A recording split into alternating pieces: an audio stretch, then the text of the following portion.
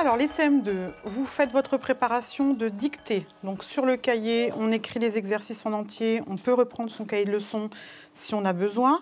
Anissa, tu vas chercher un ordinateur pour préparer la dictée. Mandy, tu te mets sur l'ordinateur du fond là-bas. Je viens te voir pour t'expliquer.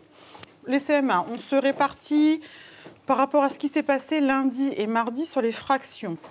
Vous allez prendre un ordinateur. On va expliquer au tableau sur le NT le groupe que vous allez devoir faire. Le deuxième groupe, avant d'attaquer sur le NT, je vous donne une petite feuille. Vous devez découper les petites bandes. Après, on fait la même chose sur le TNI. Nous avons 18 CM1 et 12 CM2 dans la classe cette année. Le plus important au niveau de la classe, c'est la différenciation. Ça permet à chaque élève d'avoir un parcours individualisé. On s'adapte vraiment aux difficultés des enfants. On a dans la classe des enfants dyspraxiques, dyslexiques, donc ça permet vraiment un accompagnement et dans la classe au quotidien, des temps morts, des temps où on n'est pas forcément avec l'élève en particulier. Et on accompagne aussi le hors temps scolaire, parce que quand on donne une leçon à apprendre, tous les enfants ne sont pas forcément égaux devant une leçon à apprendre. J'ai préparé un groupe de travail sur le NT, avec des activités à faire en ligne que j'ai ciblées spécifiquement en fonction des élèves, de leur degré, de où ils en étaient dans l'apprentissage sur les fractions. Ensuite, ils devaient sortir du cadre entraînement, faire une fiche, décrocher de l'activité et me la renvoyer par mini-mail. Suite à cette activité, il y aura un retour en classe où on comparera individuellement ce qui a posé problème, ce qui n'a pas posé problème, pour engager la suite de l'apprentissage pour ce groupe-là. Ben, c'est bien ça. La lettre d'Antoine. On a mis en place les dictées oralisées, c'est-à-dire que je m'enregistre parlant la dictée pour que les enfants puissent s'isoler et l'écouter à leur rythme. On a enlevé le professeur sic, virgule. Par phrase, des fois, il y a les cloches. On entend une cloche. Et puis, il faut arrêter la dictée, puis il faut copier la phrase. Dans ma dernière lettre. Point.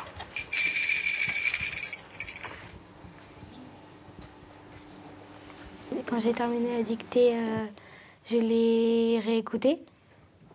Je regardais si j'avais pas de faute.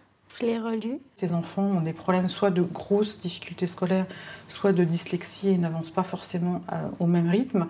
Donc ils ont en parallèle la dictée sur le NT qu'ils peuvent écouter la veille 2 jours avant pour s'imprégner des notions, du vocabulaire, de la dictée, de la diction et du contexte de la dictée. En classe, ils la réécoutent. Donc selon un protocole qu'on a établi. Et dernière étape, ils doivent se relire une dernière fois, valider, enregistrer leur dictée et je reviens avec eux individuellement. Avant d'aborder une notion qui, à mon sens, va être difficile pour un certain groupe d'enfants, je propose via l'ENT des activités en amont pour préparer au travail de classe qui sera fait en groupe classe, pour préparer certains élèves à la réflexion. Alors, c'est jamais abordé d'une manière fiche, travail, exercice, c'est vraiment d'une manière ludique, réflexion sous la forme de jeu. Donc je cible vraiment certaines activités pour que les enfants y aient réfléchi et un vécu avant qu'on aborde cette notion en classe. Anticiper ce que je pense être une future difficulté pour certains élèves.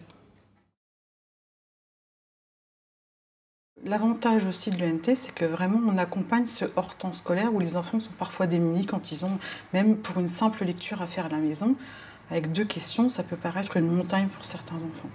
On peut faire des exercices dans le classeur, il y a des quiz, il y a si on a oublié ses devoirs, si on a oublié son agenda. On peut aller dans le jardin là.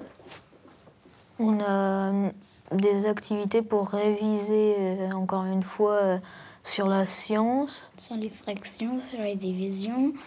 Sur les tables de multiplication. Dans l'école, l'espace numérique de travail est utilisé depuis la petite section. Donc les enfants ont vraiment un quotidien avec cet outil qui fait totalement partie, et pour la famille, et pour l'enfant, ça fait partie du quotidien. On peut s'écrire des messages même si on est très loin. Après, il y a des enquêtes de l'inspecteur Lafouine. Tous les mercredis, je leur mets une enquête de lecture à faire en ligne. Il suffit que j'ai un petit décalage d'un jour et voilà, j'ai plein de mini-messages. Cette année, nous sommes allés au Salon des Motistes à Paris avec la classe entière pour faire une démonstration de leur quotidien avec le NT. Donc ils avaient une petite activité à faire exactement comme ce qu'on fait en classe. C'est devenu vraiment pour les enfants un véritable outil d'apprentissage au même titre que le manuel, que le TNI qu'on a dans la classe.